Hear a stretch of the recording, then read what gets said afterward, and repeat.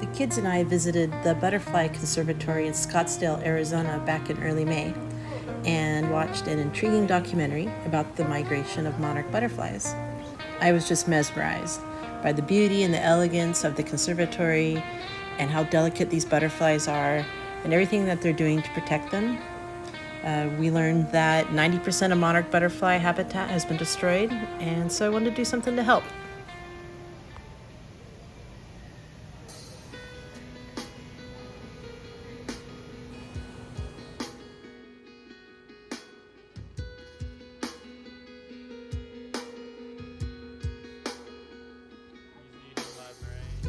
So about a month ago, I bought a milkweed plant from Amazon to begin a Monarch Waystation in my yard.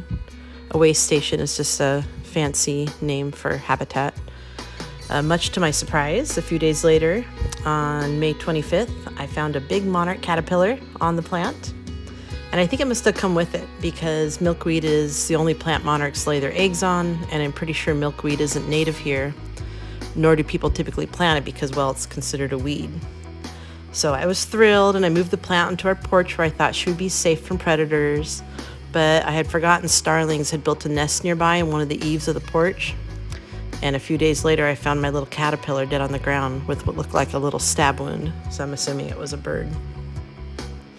Monarch caterpillars are toxic because they eat milkweed, which is also toxic, and a bird probably started to eat her and then realized she was poisonous. I know it's just a caterpillar, but after studying the incredible odds they have to beat to survive, I was actually really sad, and I didn't think I'd see another one anytime soon. Then, about a week ago, I was watering the milkweed plant, and there was another big caterpillar with all the telltale markings of a monarch, black, white, and yellow stripes. And he was fat. How one caterpillar hatched on the one milkweed plant in this area, probably for miles, is simply amazing, but to have two, wow. So this time I brought the caterpillar in, plant and all, set it next to the sink in the kitchen so she'd be safe from any birds or wasps or whatever it was that got the other one.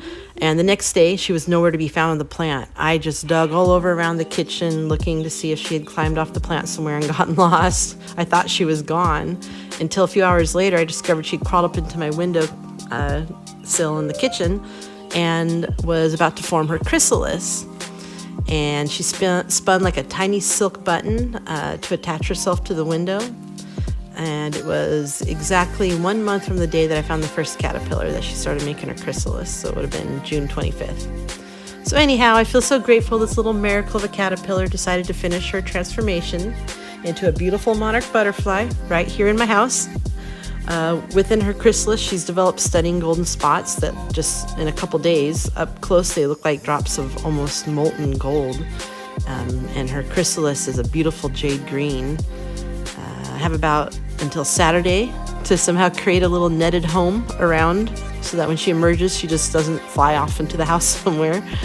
And then we'll set her free, and then hopefully she'll mate and come back to lay eggs on the milkweed.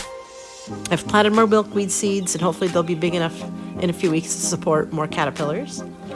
It was super cool to watch her make her chrysalis and catch it on video. I was amazed at how quickly, less than 5 minutes, that she went from a fat black, white, and yellow striped caterpillar and curving her body up into a J shape. Her old skin split and fell away to reveal this green jade of her chrysalis. It's just beautiful. And that's her exoskeleton, her skin now.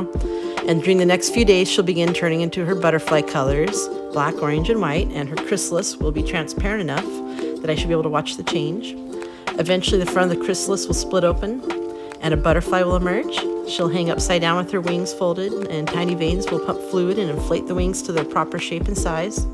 She'll wait until her wings are dry to fly, and it's important that she isn't disturbed during that time, and she must hang upside down while her wings are inflating and hardening, or the wings will not form properly, and then she won't be able to fly.